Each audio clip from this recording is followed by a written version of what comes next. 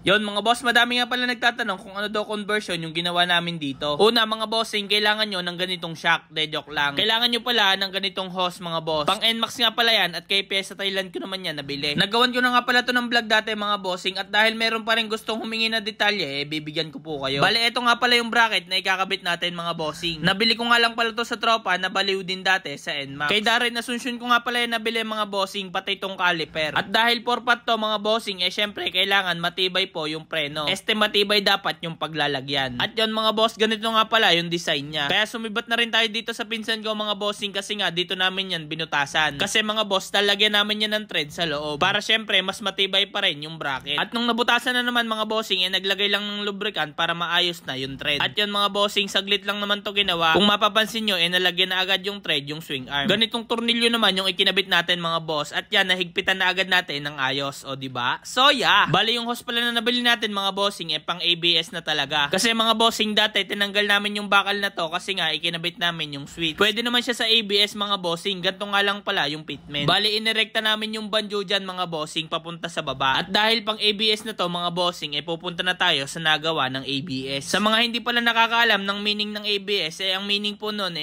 bagong sira. De joke lang. Bali nasa loob nga lang pala ng bahay yung motor ko mga bossing. At pagkalabas naman natin sa highway mga bossing, nandito na agad yung mekaniko natin. O diba? So yeah, ang ginamit ko nga palang brake fluid mga bossing DOT4. Kasi mga bossing mas required siya sa ABS. Pagkadating naman natin dito mga bossing, sinimulan na agad siya kalasin ni Boss JR. Sobrang hihigpit nga pala ng mga to mga bossing kaya kailangan matigas yung kamay nyo. At eto naman mga bossing yung pinagpaltan ko. Kaya kung gusto nyo nito alam nyo na dapat yung gagawin nyo. GR5 bolts naman yung ikakabit natin dito mga boss. Bali dito pala binubuo pa lang yung mga fittings. Sapin-sapin nga lang pala yung ginawa namin dyan para hindi magasgas. At dahil stock yung kasama ng switch mga bossing, bumili tayo ng burn ng Mopac. At nung natapos na naman magkabit ng fittings mga bossing, yan na po yung naging resulta. Bali dyan nga pala namin yan pinadaan mga bossing papunta doon sa unahan. Bali ang una palang ginawa dito mga bossing, pinagpapasok namin yung dapat ipasok bago namin hinigpitan isa-isa. At eto na nga pala yung pinakahuling hinigpitan namin mga bossing. At syempre pagkatapos nun naglagay na po kami ng fluid kasi nga testing na natin kung okay nga ba. Sa pagbiblid naman mga bossing, hayaan nyo lang tumulo pero dapat wag nyo papaubusan doon sa may tangke. Kasi kapag naubusan yan mga bossing, back to zero na naman yung gagawin nyo. At yun mga boss, pag ganyan na yung tulo, okay na po yan. Pero syempre, tetestingin natin kung malakas nga ba ito mga bossing.